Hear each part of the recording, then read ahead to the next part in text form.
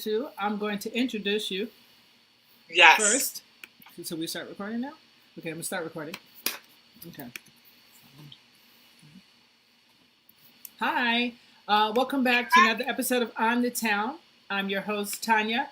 And this week's guest has written for Red Book Magazine. She's a contributing writer for Essence Magazine.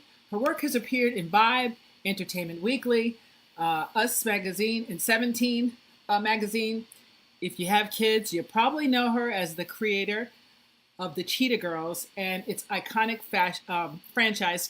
Please welcome Miss Deborah Gregory. Hi. Hi there. How are you? I'm loving that fabulous couch. Oh my! This was actually my foster mother's. So my own one little inheritance, I'll call it. Really, it's gorgeous. It's a French Peruvial. Yes, it's French. The word. Is it a love seat? It is a three back seater. Oh, honey, she is fabulous. Girl, that's more than I got from any foster parent. Listen, I actually had to, long story short, I had to buy it out, but I'll tell you about that story later. Because it's all about you, honey. It's all about you. Yeah. So welcome. Welcome very much thank you very much for coming. Yeah. So you are you still the only Black children's, I know you're a Black children's series franchise. Are you still the only one? Yes, absolutely. Okay. Talking about $1 billion franchise, 25 books, 3 movies, dolls, concerts, albums. I mean, you're talking about something equivalent to The Wizard of Oz or Harry Potter. Wow. I mean, in terms of, actually, The Wizard of Oz didn't have dolls and albums. Right. So you're talking about something that just had so many layers that, mostly what you have are white products like that. Mm-hmm. I'm trying to think of an equivalent. Yeah, I can't really think of any. Because The Wizard of Oz, there were no dolls, there were no albums. So this is very unique. Yes. But there had to be something white that had reached so many levels. Well, how did you... I can't think of anything, but there has to be something. Yeah, well, I mean, just the fact that we can't think of it, that means you're still on top there on that one. No, I meant you're talking, you got the books, yes, the movies, yes, the dolls. Yes. You're talking about the characters, did 88 city tours and concerts. Wow. Then you had the merchandise. It was endless. And so all those levels, I'm trying to think of a product. And don't you have jewelry too? Isn't there jewelry or something? It was everything. Wow. I'm talking about Halloween costumes, fabric, sunglasses, blue jeans. Wow. But what I love is the dolls. Yes. Because that to me was very special. The dolls. I thought I had one summer. To have something made into dolls. That's a big, big, big thing. Yes. So so I can't think of anything, but still, I still think of it fondly as The Wizard of Oz. I mean, The Wizard of Oz didn't have dolls and movies. I mean, concerts and all that. Right. But just something that's really loved by children. Right. Because it's a huge cult following, and to this day, and it just keeps going. Absolutely. And what I'm hoping, truthfully, because this is the problem. If it had been a white product, they would have remade it by now. Oh, so you see, you still, even though it has performed better than any Disney Channel product, it has performed better. Wow. And where's the remake? Right. No, where's the remake? That's true. I didn't think of that, but I want to know, how did you mastermind that deal? And did you go into writing with that intention? Because that's like legendary. Okay. You're a woman, If you recall privately in our little group, we belong to a group. Okay. I said to you, I may have said this, that when I was in foster care and I made clothes, first I made them by hand, but did I tell you that? And I would stand in the mirror and pretend that I was a singer. I had the clothes, but I didn't have the voice. And that was how I escaped. My fantasy was that I was in a girl group. Because remember, it was the era of the Supremes. Yes. And that to me was the holy grail. For me, that was it. The outfits, the girl, the friendship. So you're talking about something, when you look at what it is, it's the childhood that I wanted. Right. That's what I created. Right. Good for you. Wow. That is, I mean, when I think of all the characters. But let me tell you what was so important is that I was watching VH1, Where Are They Now? So a show that they had called Where Are They Now? And they were interviewing David Cassidy. I remember that. And he was in a show called The Partridge Family. And when he said, well, he said, I wanted to do my own music, because I went, wait a second. You're telling me this wasn't really a family? So then the wheels start turning. So here you had this thing that was fake. And it was a TV show. They had concerts, albums. Are you following this? Yes. So that's where I got it. Ah. And it was like, except the only difference being that I started as books because I was very into reading and kids reading. And reading, I just thought, if we could make it fun. But the vision was very there. It was that. Wow. You're going to have this fake group, and people are going to think it's real, and they'll have the outfits, and they'll have the albums and the concerts and the TV show. That was the vision. Wow. Now, what's amazing is that the vision happened because 95% of the time it doesn't. That's the business that I'm in. Yes. And that's just reality. We have all these stories, and none of them see the light of day because it's just such brutal competition, and the market is white. So, they get the most market. Right. So, but that was what was so amazing. Wow. But that vision was there from that. And then it was like, wow. Because, the Partridge Family, that was huge. I wasn't allowed to watch TV. So I didn't know that it was fake. I thought it was a real family. Right. And then that's how the wheels started going. And then I used to write for Essence all the time, meaning, that was full time. Okay. And one of my assignments was to go to Houston and interview Destiny's Child. For 3 days I was there. I had a blast. So do you see the wheels turning? I saw the wheels turning. You're with big vision thinkers, so of course your vision's going to be big. That's how and then if you realize the lead character of the Cheetah Girls, her name is Galleria. That's the shopping mall in Houston. we have one here. Shopping. We have a Galleria here. Galleria Mall in White Plains. I'm up a little bit more. In White Plains, there's a Westchester Galleria Mall. Yep. Yeah. So the Galleria Mall in Houston, though, is spectacular. Wow. So it's fashioned after the Galleria in Italy. It's I never knew that. Okay. Galleria. Speaking of, it's fashioned after that, which is just bigger than life. It's so beautiful. Wow. And so then you see the lead characters, Galleria. If you recall, two of the girls, they're twins. They're from Houston. Right. So, and I had it so that, they don't want to stay there because Karma's children, that's really Destiny's Child. Right. And the funny thing is, I had interviewed them a second time, and Matthew, I had the book by then. And I said, look, this is the book, and give me a quote. And I said, but this has nothing to do with you. He said, I get it. It's you made this up. And they gave me a quote. Wow. So it was all just sort of all that coming together. That is, well, I see, especially being that you said foster care was your original start, let's say, right? So you would think, the reason why I want my viewers to know, because I feel like you're a great example of no matter wherever you come from, or whatever background you come from, it's the hard work that you put in, and the dedication, and then comes the connecting with people and following the right. I just want to say something very important, because we don't live in fantasy here. So many of us. So I grew up in foster care. It was horrific. But I look around me every day. There are millions of people who are growing up damaged. And they did not grow up in foster care. Yes, exactly. But they were neglected. They were, and a lot of them are not even abused. They were just neglected. And just the craziness that goes on in millions of families of all colors. Absolutely. You must get therapy. Yes. That is why I am here. Man, that's because me too. Otherwise, I would be dead. That's the bottom line. Tell it. Preach, girl. So whatever the damage that was done, and there's a lot of it, because I can now look at people, and I had the worst circumstances.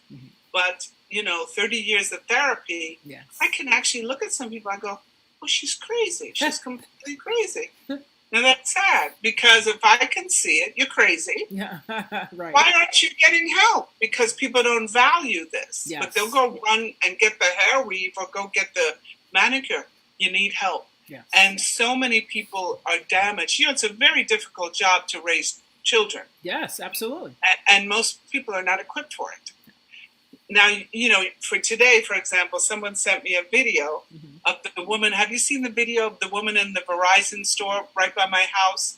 So I live around the corner from Verizon. Okay. And Miss Thing, everybody knows that you have to wear a mask when you walk in a store. Yeah. Everybody knows this. So she walks in, and so the black girl says, "Oh, you have to wear a mask." She said, "I'm not wearing a mask." And they said, you have to wear a mask. I'm going to have to ask you later. She picked up the thing, threw it at her. And then the two other men who were working there, they said, "I'm sorry, miss, but you're going to have to leave." She said, "You don't fucking tell me whatever, you fucking nigger." Now, no. What? Go Google, you'll see it. Verizon, okay. Racist, because it's getting a little traction, because this was, really... She threw. Now, to me, they should have arrested her, but they're not, because they're in customer service. So the customers they just allowed her to exit the store. Well, but truthfully, if she had been, if they had been white and it was a black woman, they would have called the police. Well, let me give you an example. I had same exact thing happened to me, except I was not the Karen. The girl tried to be the Karen. And she was threatening to get me out of the store. Guess what for? For me asking if they can open a line because I was like, I'm kind of in a rush. I'm kind of tired. And I've been standing here 10 minutes. There's only one cash register open. I can't use the checkout. Can somebody help me? She just went into this whole thing and then told me, we don't want you. You can just get out. Because she wanted me to get to the back of the line. Get. And I was like, I was here first. The whole thing turned into, I'm going to get you out this store. I said, I don't care if you call the cops. And of course, she was like, well, we're going to see about that. I said, well, I'm taking my time, and you let me know when they get here, because they're my friends. And so I just kept doing what I was doing. But that incident, it's happening so much that I'm like, it was a young girl, and I felt bad. That I talked to the supervisor and said, I'm not sure I want her fired as much as I want a lesson. The lesson is she could have got me killed if I was in the South or somewhere else. Anywhere else, and the cops responded wrong. That's just horrible. I mean, she had no customer training. Because, basically, they just tried to get you out of the store. Like these men, they knew what they were up against, her being white and them being black. Yes. Their whole goal was just to get her out of the store. Right. They didn't call it. She hit the woman. Oh, no. She threw an object at her, and then the thing. Now, you tell me. She probably wanted her to hit back so she could sue. That's why. Because she'd be right. What does this woman need? Therapy. Yeah, she definitely needs therapy. Because something went very wrong in her family. Yes, very. For her to throw something. White privilege, whatever it is, it doesn't matter what it is. If it's keeping you from becoming at least somewhat able to fulfill your potential, then you need help. And what's wrong with that? Most of us. These people, they don't know what they're doing. Yes. They have children, and they just have no idea what they're doing. I don't think they're equipped for it, or they realize what a challenge it is. And I think the other big problem, especially in America, is that everything is so expensive. People have to work so hard, and that takes away valuable time from their children. Yes, because they got to work to pay the bills. Absolutely. And this is a big reality for a lot of people. And both parents have to work to pay for the mortgage, the education, the clothes, the food, and that's the reality. And the kids are suffering. Absolutely. And so that's what I have to say, is that will help, without question, the healing. Because, some people say, well, I don't want to change it. I don't want therapy to change it. It's not going to change it. It's going to heal you so that you can be more out there with Yes. who you really are. Yes. Become more of your authentic self. Absolutely. And that's been my goal. That's really the core of who I am. Mm-hmm. Because the thing was, I was not going to survive. Right. And I was set for failure. Mm-hmm. And I was going to destroy myself. Mm-hmm. And the only reason that I've been able to, I've had half a life. Okay. Because it did rob 50% of my life. So I have half a life, but that's because of that. Right. And then, there's natural talent. You know, I didn't have anything to do with that. Thank God. Yeah. Praise the Lord. When did you know? When did you know that it was your talent that would keep you catapulting forward instead of just sitting? Like some people have pity parties and sit and say, "Oh, I came from this and I'm that and I'm that." I don't do that either. I just say, "Okay, this is what I got." When did you know that? Instead of doing the opposite. I've been a writer since I'm a kid, so that was there, and I made clothes. I'm very talented. Very talented, yeah. Artist. Oh yeah, artist. I'm an artist. Okay. That was obvious. It was just the other stuff was so much in the way. Right. But I was gifted. I did have these natural talent. And did I tell you when I as you know, was a search for my family? Yes, that's what I was going to ask. And their father's side. Mm-hmm. The genealogist who helped me, mm-hmm. and once we found the family line, the mm-hmm. family branch, mm-hmm. and then on the paternal, the grandmother, then you go through all the records in Italy, okay. And he said, "Look at this." He said, "It's a long line of, in Italy it's called Sarteria, tailors." So so my grandmother, look at that. There it was. It was like, and the men. And it was like 3, 4, because on the death certificate they put what the occupation is. Yes, they do that here too. Yes, but in Italy, so he went. They were tailors. They were skilled. That's amazing. So how do you think I started making a dress at 11? So that's amazing. Because that comes directly from Maria Florinda Vigliotti line. Oh wow. Her line, the Vigliotti line. They were dressmaker tailors, and when I met the first cousin, mm-hmm. her mother was a dressmaker, and she said the grandmother, who she remembered, she ran the factory floor in Brooklyn and was in charge of the seamstresses. Tough woman, because he left her. Her husband, my grandfather, left her. Okay, and he died in Italy. He never came back. Oh.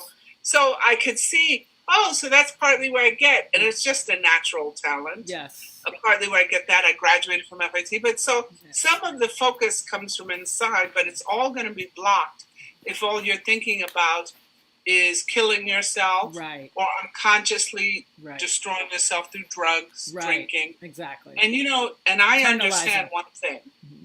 Reality mm-hmm. is difficult. Mm-hmm. So all of that stuff mm-hmm. is just a way to escape reality. Absolutely. It's all. People go, "Oh, it's a disease." No, it's not. Yeah. It's because you want to escape reality. And we know why, because reality is pretty intense. Yes, it is. Especially now. Huh. Yes, it's intense. So, yes, that's why you're drinking. That's why you take the drug to escape reality. Absolutely. There are 1,000 addictions. Yes, overeating, sex. I mean, we can go for days. Oh, it's endless. But it's all the same thing. Yes. To escape reality. I just told you, I think I mentioned that I had started dating. Oh, no. What a trip. Oh, I joined 2 dating sites. I haven't done that. Oh, ever. Fabulous. This is me too. I just started, but I got off. This man, pathological liar. Oh, that's what you were talking about before. Yes. Yes. Well, and I'm like, looking at him saying, if he could have therapy, to myself, he has everything at his fingertips, and look what he's doing. Wow. I mean, this man, I think when he gets up, what lie is he going to invent? It was so obvious. And that's another addiction. Yeah, well, also, if you find that you've had therapy, like you said before, you can spot someone who hasn't right away. It actually is a good service because it helps you wean out the bad friends, the bad people. I can see it 5 chess moves coming. I'm like, oh, no. Yeah. You take, you take that tomfoolery, honey, somewhere else. Right. Oh, no. That's right. The flim-flammery, it's out there, heavy. Yes, exactly. Because people need help. Now, I heard that I think the state of California is trying to get a bill passed to avail some reparations. Oh, I heard about this. African American. Oh. Now, hopefully that'll come to New York. And what I will strongly suggest, I'll write my congressman, free therapy. Yes. And I would like to be reimbursed, but that's okay. But free therapy. That's a good one. Yes. That would be. That's actually a good one. And yeah. Oh, that's reparation. You're serious about reparation? Yes, but I would want an African American therapist probably, or someone I know. That's just me. There are many fine therapists, but they're expensive. But that would be great. Yeah. Pay for their therapy because, honey, we're in desperate need. Yeah, absolutely. That's the truth. Absolutely. Yeah. Well, I'm so happy that you took time. But I had one more question for you. Yes. When you, I want to know, for someone that's watching, how did you get where you are today? Was it networking, talent, hard work, luck, or all of the above? Are you talking about writing? Yes, of getting to where you are today. I told you how I've evolved. Yes, the franchise. Writing is one of the most difficult professions there is. But as you may know, and maybe you don't know, is I started as a magazine writer. Yes. So that was, I started as a magazine writer. And that gave me some platform. So it was the book company that approached me because they read those magazines and newspapers and they know you already have an audience, you see? Yes. So they came after me and said, you got anything? You want to write anything? Right. And I came up with the Cheetah Girls. Okay. So newspaper writing, magazine writing, that was how I got my foot in. Okay. Because I graduated from FIT. I started as a fashion beauty writer. Oh, wow. My background was fashion. Oh. And then I worked my way. So, it's about, writing is very difficult. So to be honest with you, I can't tell you how many people approach me. Oh, can you read this? You have no idea what you're talking about or doing. Nobody wants to be a writer. It's just so difficult. And you think it's easy, you can forget it. But they come with me and I could tell, honey, you're no writer. Because it is like singing. It's something you start early and you work at it and you work at it. And then you're trying to get the stuff and you just want to, you have to write or whatever. So that's number one is, okay, you may have the idea, oh, yeah, I want to be a writer. No, honey. See, I think opposite. I think if you want to be a writer. I strongly recommend something else. Really? But, you think so? Oh, absolutely. Yeah, but there's people that make, like someone just asked me a question today. Oh, it was a question on some application I filled out for something. And the question was, do you mind being critiqued for your work? And I said, depends. I said, I don't like, if the person doing the critiquing is well-versed and world-traveled and knows other cultural stories, I don't mind being critiqued. Oh, no.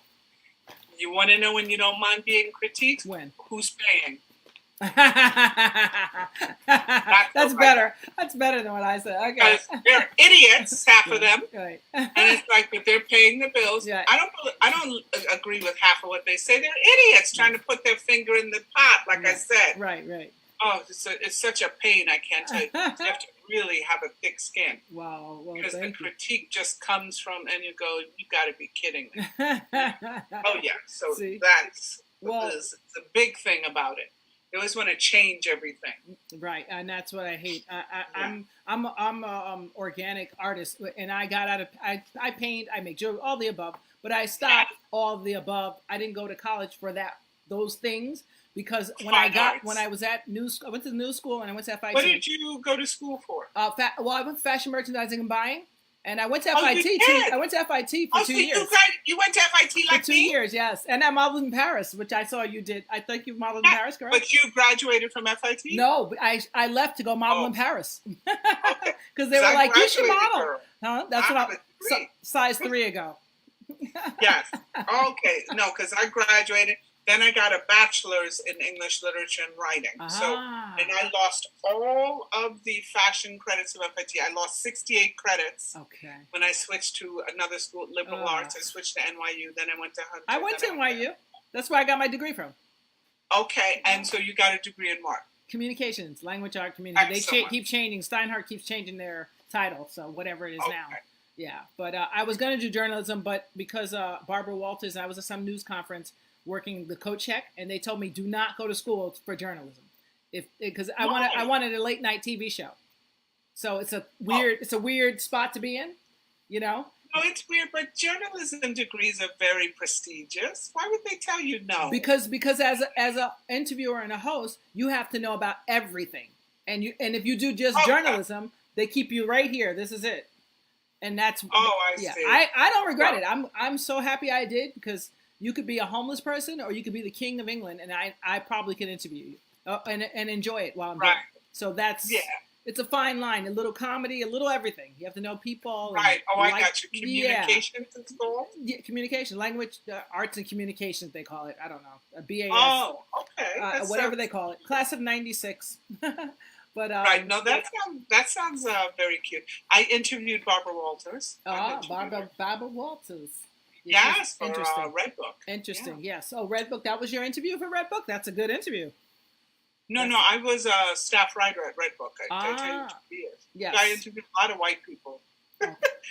Fergie, Princess Fergie. Oh, a lot of white people. Kirstie Alley. Fun. Some that one that was married to the Kathy Lee Gifford. Oh, Kathy Lee. I was at her house. Wow. Mm-hmm. That's fun. So it sounds like you had a very adventurous life. What's your latest project that you're working on? So right now, at the moment, I am writing a feature essay about the whole search for my family. Ooh, fabulous. And then I will sell this to, I want to try the New Yorker. Okay, yes, or that sounds New York good. Times Magazine section, because I want something with photos, because I've got all these great photos from the families they've given me, just beautiful. Oh, nice. Old-time photos. Nice. That's so cool. This is my family. That is amazing. Or Essence, so I'll just try, and then I'm definitely going to try to get it published in Italy, since it involves Italy as well. Now, what part of Italy is your family from? I have some Sicily. So we're talking about my father, remember? So that's the paternal side. Okay. So I went there.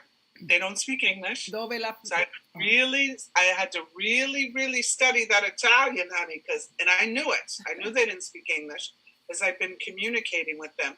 It's called Toro del Greco, which is right next to Pompeii.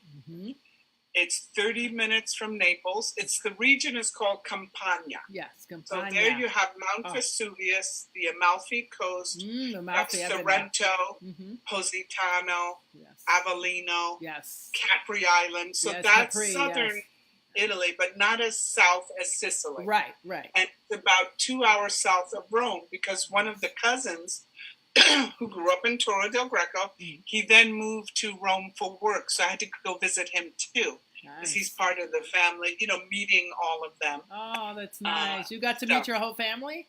That's on the dad's side? You don't say whole family. I met some of the branch, because what's so sad, for example, is there are other parts. It's a family tree. So you find the branch, there's a lot of people in it. And it's amazing how fragmented so many families are.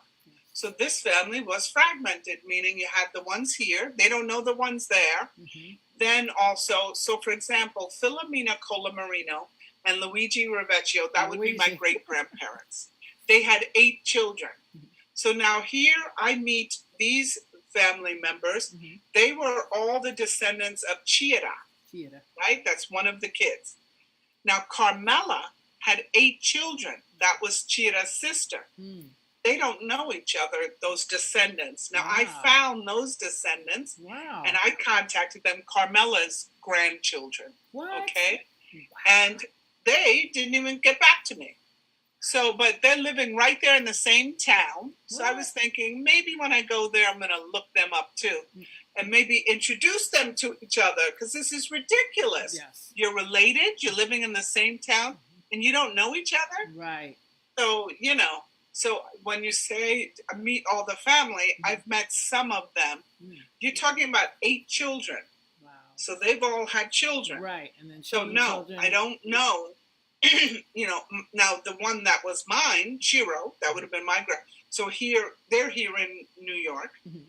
So of course I met them. My 2, she took a test for me too, the DNA test. Good. She's my first, but by the time I got to it, was all a done deal.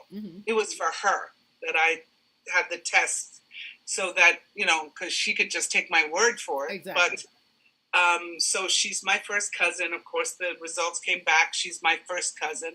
She knew my father. Oh, wow. He lived with them. Wow. So Uncle Joe. did she have pictures?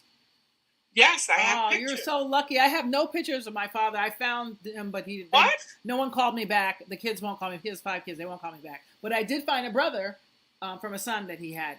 That I did find. So that's a half sibling? Well, he's same father. They're saying that's what do they say?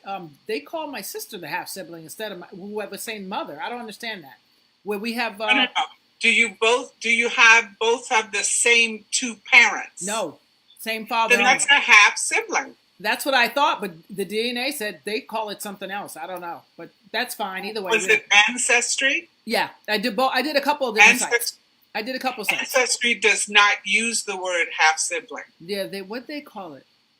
A close relative. Yeah, something like that. I don't know. It's over 1,500 centimorgans. I know it's right. If the test had been done on MyHeritage, I did one there. The word, and he was on there too. I think we both was that MyHeritage. I think we both did that one too. I'm not sure. There was two sites. Well, they used the word half sibling because my half sibling did it, and it said half sibling. Yeah.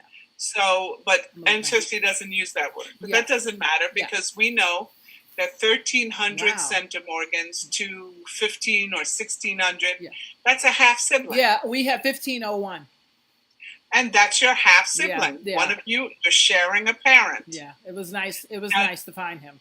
Very now nice that person didn't have a picture of his father. He doesn't. He never met him either. I never met my father. My cousins knew him, but I didn't know what. My cousin said he was a great guy, but my mom was on alcohol and drugs, so unfortunately he couldn't stay with her too long because how long is that going to last? He's a working guy and really about his life. So unfortunately he left her after that. To be honest with you, what you're sounding like you need is a genealogist. There's got to be. I have one in the family who's helped me. He's helped me find my grandfather's people, but my father's people, I found them all, but no. Oh no, actually I take that back. I have a cousin in California who did come and see me and meet me, which was awesome. But I still haven't seen my father or his brothers, what they look like, or his sister. I still don't have somebody. No, he attended school. There's a photo of him somewhere. Well, they're from Mississippi. You're right. I'll try that because I'll try that. No. Thank you. Try their school. Yes. They had to have a school photo. Yes. No, I will definitely check that out. I will definitely check that out, and I will talk to you more about that. For now, what else? Totally. Anything else you're working on that you want us to check out? As you know, I have an Etsy shop, which is wonderful. Okay. Cheetah-rama. Okay, guys, you can check out Cheetah-rama. That's the name of my Etsy shop, so that keeps me busy as well. I have an Etsy shop for 13 years. Nice. Cheetah-rama, Cheetahrama. Cheetah. Cheetah. I will, and anybody can ask me. I make beautiful items. They can inbox me. Wow. And so my Etsy shop, 13 years. I do that. Okay. I have orders every week. I'm at that post office twice a week. Nice. I get like 10 to 30 orders a week. So that's, I keep that up. Nice. But I want to see where this essay is going to take me because I could get a book deal from that or after that I will decide the next step. I'm predicting you will. Movie. What should I do? Then so that is the traction. It will be going in that direction. Okay. Well, that's next. That is so awesome. I cannot wait. Please let me know so I can let my viewers know. I predict all the above. Movie, book deal, the whole nine. I predict it because one thing I can say, you have a great imagination and you take us places that the mind needs to go to be happy. You make me feel happy. And Cheetah Girls make me feel happy. So thank you for that. And I thank you for taking the time to pop into On the Town. I appreciate you so much. Okay? Fabulous. Yes. Stay cheetah-licious, we Mamacita. will. And we'll see you soon. Yes. Thank you. Ciao, ciao. Bye. That was the lovely Deborah Gregory. Please join us next week. We'll be here Thursday and again on Sunday. It's On the